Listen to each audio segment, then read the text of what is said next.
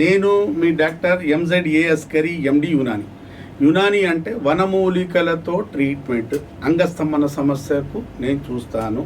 అంగస్తంభన సమస్య, శీఘ్రస్ఖలనం, అంగం సైజ్ తగ్గిపోయినా, అంగం సైజ్ కుచించుకోపోయినా, అంగం నరాలు పాడైపోయినా, అంగం సెన్సిటివ్గా మారిన, మీకు అంగంలో స్తంభన చలనం లేకపోయినా, సంతానం లేకపోయినా, వెరికోసిల్ సమస్య ఉన్నా కూడా నేను చూస్తాను. ఇవాళ నా టాపిక్ వచ్చేసి, ఒక మగవాడు ఏ లక్షణాలు ఉంటే వాడు ఫిట్ గా ఉన్నట్టు, అంటే సెక్సువల్ గా వీరం అనేది చాలా వైట్ ఉండాలా, అంగం అనేది చాలా టైట్ ఉండాలా, గోటీల సైజు రైట్ ఉండాలా. ఈ మూడు కరెక్ట్ గా ఉంటే పెళ్లికి పనికొస్తాడు. పెళ్లి కాకముందు ఒకసారి చెకప్ చేయించుకుంటే చాలా మంచిది.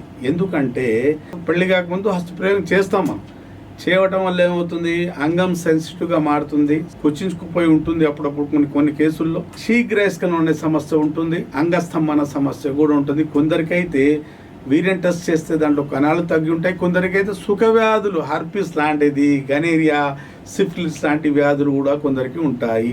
కాబట్టి ఒక్కసారి చెక్ చేయించుకుంటే అంగం సైజ్ కరెక్ట్ ఉందా లేదా, గోటీల సైజ్ కరెక్ట్ ఉందా లేదా, వెరికోసిల్ అనే సమస్య ఏమైనా ఉందా లేదా, వీర్యం చక్కగా ఉందా లేదా, వీర్యంలో కణాలు ఉన్నాయా లేదా, ఇవన్నీ చూసి పెళ్లికి ఓకే అంటే సార్ చెప్పాడు కదా ధైర్యంతో పెళ్లి చేసుకోవచ్చు. ఇది కరెక్ట్ ఉన్నాయా లేదా తెలుసుకోవడానికి కొన్ని సిమ్టమ్స్ ఉన్నాయండి. మనం తెల్లారుజామున లేస్తాం కదా, పొద్దునే లేస్తప్పుడు మన అంగం 5-6 గంటల టైంలో అంగం స్తంభించి ఉండాలి. దానికి మార్నింగ్ ఎరెక్షన్, మార్నింగ్ వుడ్ కూడా అంటారు.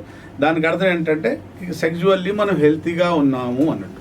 మార్నింగ్ తెల్లారుజామున వచ్చి అంగస్తంభన సమస్య తగ్గింది రావట్లేదు అంటే ఆడికి అంగస్తంభన సమస్య మొదలైనట్టే. అలాగే వీర్యం తొందరగా వెళ్ళిపోతుంది అనుకోండి, ప్రీమ్యాచ్యూర్ ఎజాకులేషన్ ఉన్నట్టే.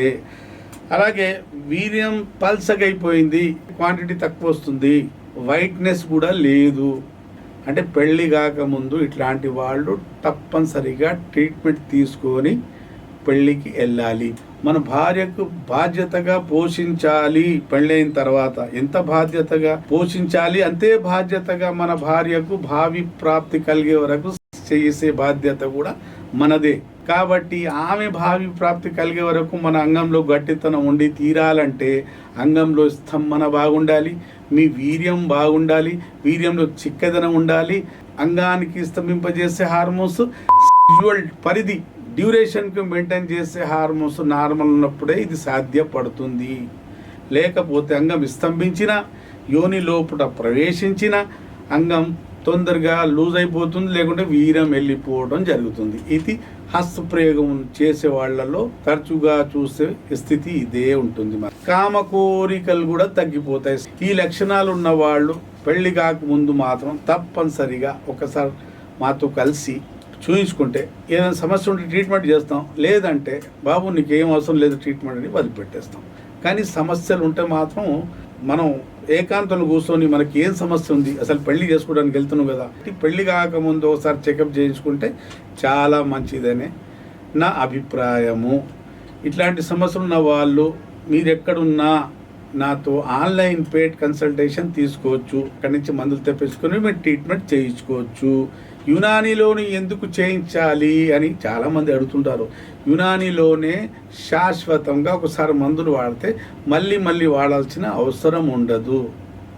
యునానీ మందులతోనే సాధ్యం. ఎందుకు అవుతుందంటే ఒక 5-6 నెలలు వాడుకున్నారనుకోండి, లేకుంటే 2 నెలలు 3 నెలలు వాడుకున్నారనుకోండి, మళ్ళీ మళ్ళీ వాడుకోవాల్సిన అవసరం ఉండదు. వనమూలికలతో సైడ్ ఎఫెక్ట్ లేకుండా సైడ్ బెనిఫిట్స్తో ట్రీట్మెంట్ ఉంటుంది. అది కూడా ఒకసారి వాడుకుంటే మళ్ళీ వాడాల్సిన అవసరం ఉండదు. ఇట్లాంటి సమస్యలు ఉన్న వాళ్ళు నాతో సంప్రదించి మందులు తెప్పించుకోవచ్చు. అప్పటి వరకు నాకు సెలవు. మీ డాక్టర్ అస్కరి ఎండి యునాని.